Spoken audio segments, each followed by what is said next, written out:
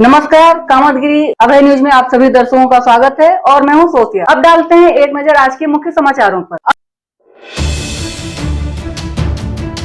समाचार विस्तार से मिलते हैं छोटे से ब्रेक के बाद और आप देखते रहिए अभय टीवी। सेंट थॉमस स्कूल खुटा गांव के पास करबी चित्रकूट एक ऐसा स्कूल जहां सीबीएसई बोर्ड की परीक्षा में लाते हैं बच्चे उत्कृष्ट स्थान, क्योंकि विद्यालय में अनुभवी शिक्षक शिक्षिकाओं द्वारा दी जाती है शिक्षा। प्ले ग्रुप के बच्चों के लिए अलग से है बिल्डिंग, जिससे बच्चों का होता है मानसिक विकास।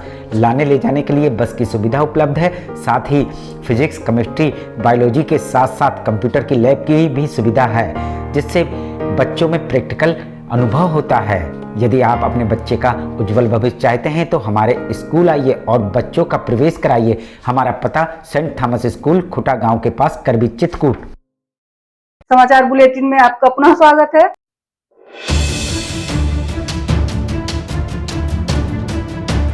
चित्रकूट रामनगर बुंदेलखंड विकास निधि जिलांश के अंतर्गत विकास के नाम पर बनाई गई इंटरलॉकिंग खड़ंजा सड़क अब सवालों के घेरे में है। ग्राम पंचायत छीबों में हनुमान मंदिर से लेकर कल्लू रैदास के घर तक लगभग 200 मीटर लंबी सड़क का निर्माण कराया गया था। हालांकि कुछ ही महीनों में इस सड़क की सच्चाई सामने आ गई है। दरअसल निर्माण कार्य में की गई लापरवाही अब उजागर होने लगी है। जहां एक ओर यह सड़क ग्रामीणों को सुविधा देने के उद्देश्य से बनाई गई थी, वहीं दूसरी ओर घटिया निर्माण ने इसके उद्देश्य पर पानी फेर दिया। गौरतलब है कि इंटरलॉकिंग खड़ंजा सड़क निर्माण की जिम्मेदारी Uttar Pradesh project corporation limited निर्माण इकाई 13 बांदा को सौंपी गई थी, लेकिन निर्माण कार्य का स्तर बेहद खराब रहा। स्थानीय सूत्रों की माने तो कार्यदायी संस्था ने ठेकेदारी प्रक्रिया में लापरवाही बरतते हुए एक स्थानीय ठेकेदार को पेटी कॉन्ट्रैक्टर के रूप में कार्य सौंप दिया। परिणाम स्वरूप निर्माण के कुछ ही महीनों में सड़क जगह जगह धंस गई और कई स्थानों पर इंटरलॉकिंग ईंटें उखड़ गईं। इसी के साथ अब यह सवाल उठने लगा है कि इस परियोजना में गुणवत्ता की निगरानी क्यों नहीं की गई। उल्लेखनीय है कि सड़क का निर्माण कार्य क्षेत्रीय जनता की अपेक्षाओं पर खरा नहीं उतर पाया।